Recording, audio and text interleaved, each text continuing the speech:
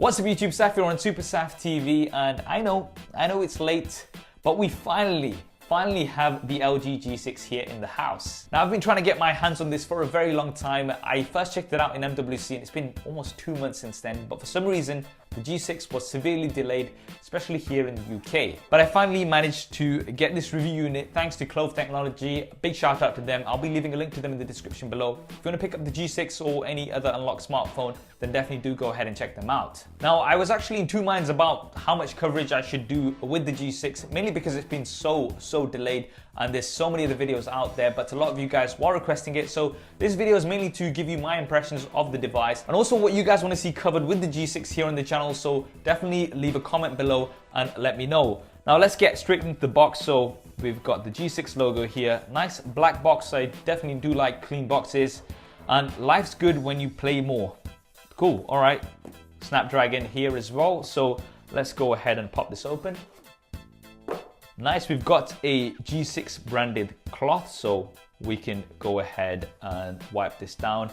And I think because this is a metal and glass build, you are going to be getting lots of fingerprints. That's something that LG obviously know, which is why they've sent this. And here is the device. You can see that massive display here. And it looks like there's a pre-applied screen protector, so I'm not going to take this off. This actually looks like something that is supposed to stay. This is the platinum color, I believe. I usually tend to like black, but this does look pretty dope. We'll come back to this in just a second. Let's see what else we get inside the box. So there's this little packet here, which I assume has the paperwork. And just cut my nails like yesterday. Maybe it wasn't a good idea. Anyway, so quick start guide, warranty information, SIM card ejector tool. So that's just your usual stuff. There's a power brick. This will depend on where you're from. It will be different. And you can see here that it does support fast charging, which is great. There's a USB-A to USB Type-C cable here as well. And finally, we've got some headphones in here, I believe. Cool. So there's some LG headphones here too. I'm not sure about any particular brand or anything, but there's a nice braided cable. I always like braided cables. Right, now let's get to the device itself.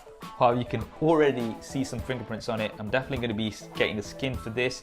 Now, first impressions in the hand, it looks and feels great. And even when I did check it out, MWC, very premium because of that metal frame and the glass panels on front and back.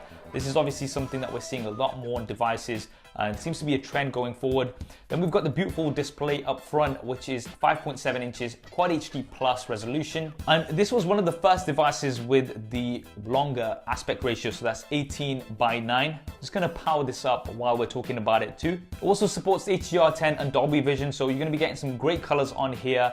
And my impressions of the display were very good when I saw it initially. And LG makes some great displays. Up front there is a 5 megapixel front facing camera, and what's good about this is that you can switch between a normal or wide angle. So if you do want to get lots of people into your shot, that is an option that is there, which is good. There's some sensors as well as an earpiece. Flipping the device around is where we see the standout feature, and that is this dual camera setup. And here you've got two 13 megapixel cameras. One is a standard angle lens with an f1.8 aperture. That is your main lens, but you've also got a secondary camera here, and that has a super wide 125-degree angle and an f2.4 aperture. So that's going to be great for landscapes and things. I absolutely love this on the G5. There is the fingerprint scanner as well as a power button. So this is actually a physical button which you can press down, and it's a fingerprint scanner which does work really well. There's the LG G6 logo here at the bottom. At the top, we've got a 3.5mm headphone jack that looks like a secondary mic.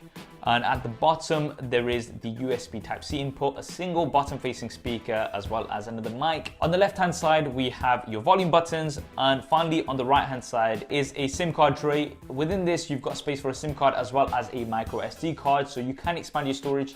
You get 32 gigabytes here as default. Would it be nice if it was 64 gigabytes? Many of the manufacturers are offering 64 gigabytes as a base.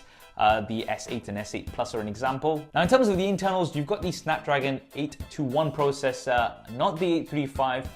Now here's the thing, I thought the reason why LG did this was so that they could get this out quickly. Don't get me wrong, the 821 is a great processor, but this actually came later than the S8 anyway, so I think they should have just waited a little bit longer and got the 835.